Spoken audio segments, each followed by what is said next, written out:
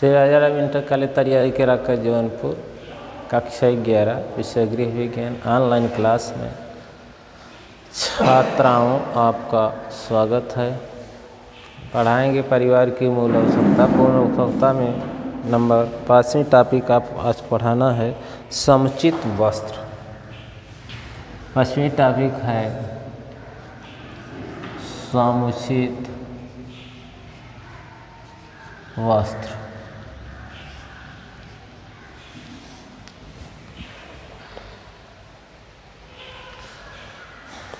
आहार के उपरांत दूसरी मूल आवश्यकता वस्त्र की है। परिवार के सदस्यों के लिए उनकी आवश्यकता अनुसार उन्हें वस्त्र उपलब्ध होना चाहिए, क्योंकि परिवार के मूल आवश्यकताओं में वस्त्र को भी विशेष स्थान दिया गया है। इनमें उनकी आवश्यकता अनुसार परिवार के सदस्यों को उनकी आवश्यकता अनुसार उन्हें वस्त्र की आवश्यकता उपलब्ध होनी चाहिए। जो व्यक्ति की शारीरिक आवश्यकता एवं सामाजिक प्रतिष्ठा के अनुसार एवं स्थानीय जलवायु के अनुकूल भी हो। इसके साथ साथ वस्त्रों का एक अन्य प्रयोजन सामयिकता का निर्वाह एवं फैशन भी है। फैशन एवं सामाजिक प्रतिष्ठा में वृद्धि करने के लिए अधिक महत्वपूर्ण स्थान रखा जाता है, क्योंकि वस्त्र ऐसा होना चाहिए कि उनकी आवश्यकता के साथ साथ उनकी सामाजिक प्रतिष्ठा एवं फैशन के अनुकूल भी होने चाहिए, जिससे वह वस्त्र को कहीं भी किसी स्थान पर उपयोग कर सकें, जिससे परिवार की आवश्यकताओं के रूप में वस्त्रों को विशेष महत्व दिया जाता है। यह माना जाता है कि परिवार के सदस्यों को वस्त्रों की भी आवश्यकता होती है। वस्त्रों से समाज में अपनी प्रतिष्ठा और मान सम्मान को बनाए रखने के लिए तरह तरह के विभिन्न प्रकार के वस्त्रों का लोग फैशन के अनुरूप आवश्यकताएं महसूस करते हैं। उसके अनुरूप उनको वस्त्र प्राप्त होना चाहिए। ये परिवार के मुखिया एवं गृह स्वामिनी का एक कर्तव्य है कि उसको अपने परिवार के सदस्यों को समुचित वस्त्र की व्यवस्था कर सके। दूसरी टॉपिक है मनोरंजन की आवश्यकता। मनोरंजन की आवश्यकता।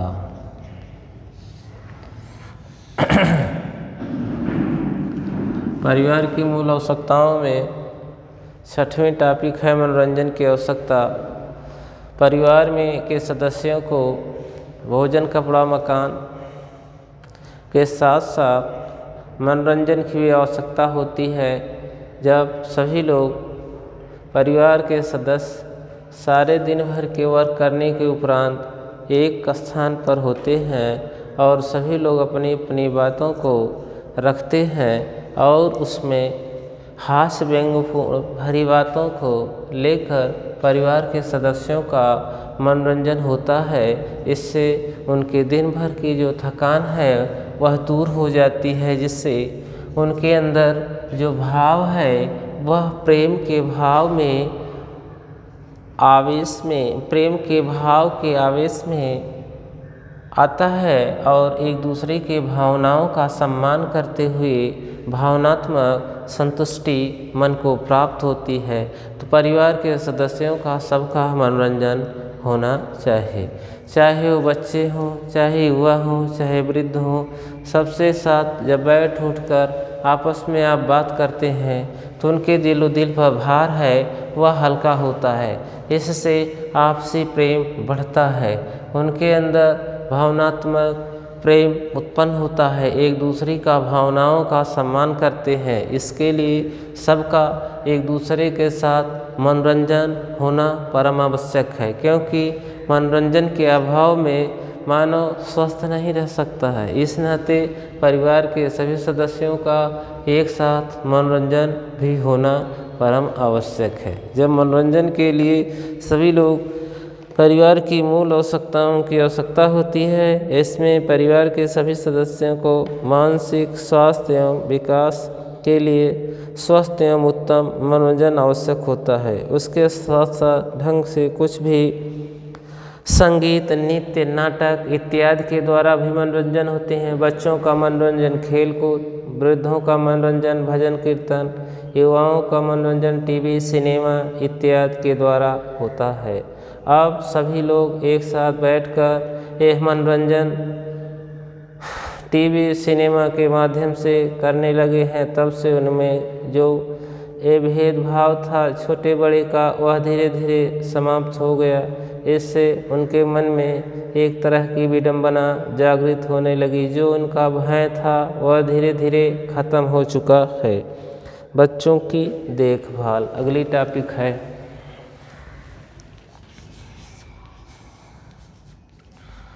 बच्चों की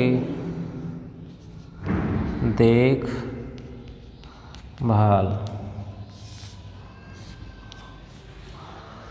परिवार के सदस्यों में बच्चों का देखभाल भी होना परम आवश्यक है। बच्चों की देखभाल के लिए अधिकतर लोग परिवार में जो वयोवृद्ध लोग हैं उन्हीं को ऊपर सौंप देते हैं। उन्हीं को ऊपर देखभाल का ये बच्चों का व्यवस्था कर दी जाती है। वे लोग घर पर बच्चों की देखभाल भी करते हैं और शिशुओं के लंबे समय तक समुचित संरक्षण तथा देखभाल की आवश्यकता होती है। बच्चों की देखभाल के लिए समय एवं धन दोनों की आवश्यकता होती है। आधुनिक परिस्थितियों में एकल परिवार में सदस्यों की संख्या कम होने के कारण बच्चों के अतिरिक्त देखभाल की आवश्यकता होती है, क्योंकि परिवार के सदस्यों द्वारा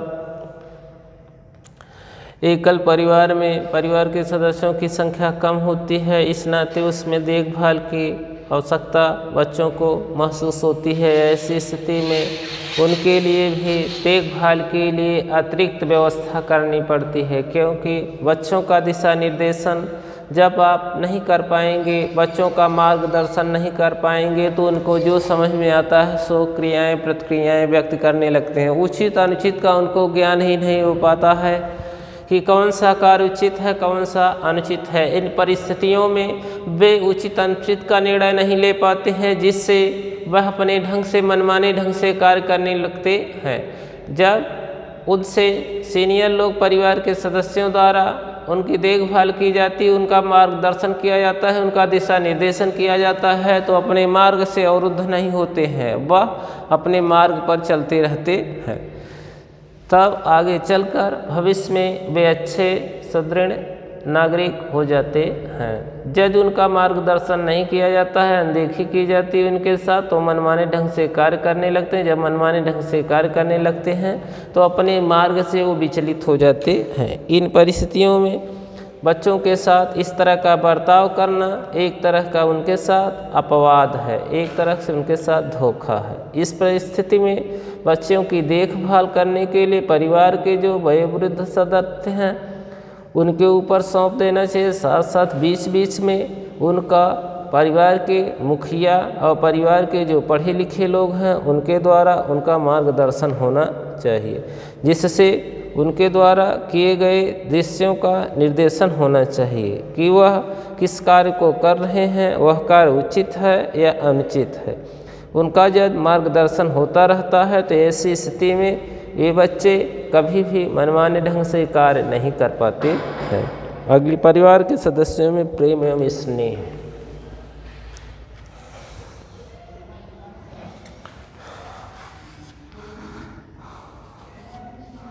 परिवार के सदस्यों में प्रेम एवं स्नेह।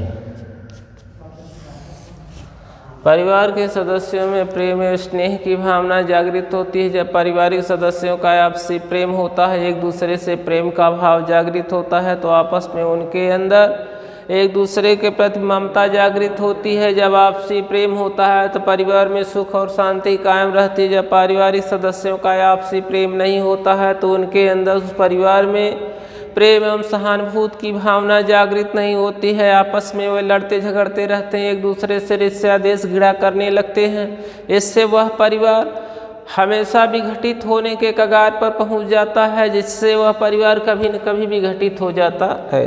तो पारिवारिक सदस्यों का आप मूल आवश्यकताओं में पारिवारिक स्नेह एवं प्रेम का होना परम आवश्यक है। जब आपसी प्रेम एवं स्नेह की भावना उनके अंदर होती है तो एक दूसरे से आपस में वो प्रेम करते हैं। जब एक दूसरे से आपसी प्रेम उनका होता है तो एक दूसरे से उनके अंदर जो घृणा का भाव है वो धीरे धीरे समाप्त हो जाता है। जब थोड़ा मोड़ा मनमुटाव की भी स्थिति है, ऐसी स्थिति में आपसी प्रेम के द्वारा वो एक दूसरे की भावनाओं को जीत लेते हैं। जब एक दूसरे की भावनाओं को जीत लेते हैं तो उनके अंदर वो प्रेम का भाव जागृत होने लगता है, जिससे आपसी प्रेम उनके अंदर हो जाता है। वे एक दूसरे से आपसी लड़ते झगड़ते नहीं हैं, जिससे उनके अंदर उस परिवार में हमेशा खुशहाली छाई रहती है। जब पारिवारिक सदस्यों का आपसी प्रेम नहीं होता है तो ऐसी स्थिति में वो आपस में लड़ते झगड़ते हैं। जब आपस में लड़ते झगड़ते रहते हैं तो वो परिवार विघटित हो जाता है। जब उसका भावनात्मक विकास है वो परिवार का अवरुद्ध हो जाता है। अगली टॉपिक है इसी में नियमित पारिवारिक आय एवं बचत। नियमित पारिवारिक आय एवं बचत। नियमित रूप से परिवार का आय होनी चाहिए, उसके साथ साथ बचत भी होना परम आवश्यक है, क्योंकि बचत किया हुआ धन आकस्मिक आवश्यकताओं के समय काम आता है। युवावस्था में तो व्यक्ति उसी तरह सक्रिय होता है। युवावस्था की गई बचत वृद्धावस्था का संबल बनती है। यदि युवावस्था में बचत नहीं की जाती है तो वृद्धावस्था का संबल नहीं बनती, सहारा नहीं बनती। इस नाते हर किसी को नियमित रूप से आय के साथ साथ बचत करना परम आवश्यक है। बचत किया हुआ धन वृद्धावस्था का संबल बनता है, सहारा बनता है। यदि युवावस्था में बचत आप नहीं करते हैं तो वृद्धावस्था का संबल नहीं बनता। इन